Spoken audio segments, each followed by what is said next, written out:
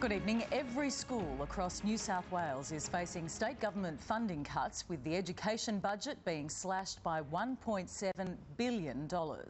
Public, independent and Catholic schools will all be hit, and nearly 2,000 department jobs will go in what critics say is the biggest cutback in 20 years. Larger classes, higher fees and mass redundancies. Teachers fear the government's class war will hurt.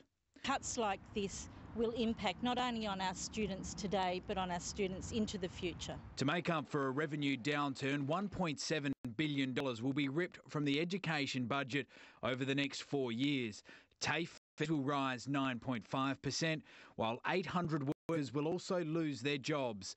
Another 600 office staff will go as part of an overall cut of 1,800 staff and a budget reduction of 3%. I'm the Minister for all schools.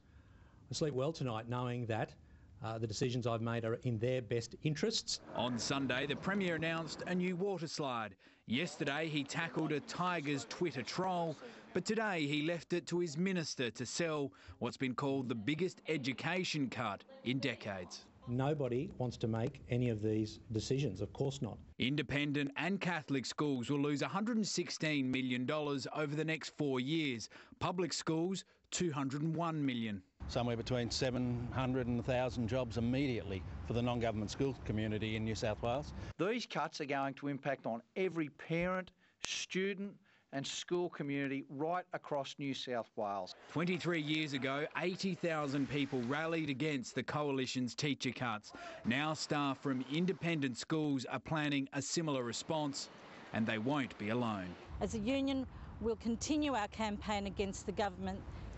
And our political reporter Lee Jelisek is at State Parliament. Lee, are teachers planning a protest strike? Chris, I think it's inevitable and likely to include teachers from public, independent and Catholic schools. My understanding is the unions representing all of those teachers have already begun talks and looking at a statewide day of protest. Now, if that happens, I think it's likely to be in the second week of October, and they're already forecasting tens of thousands of teachers and parents. Chris? All right, thanks, Lee. Lee Jelisek joining us there live from State Parliament.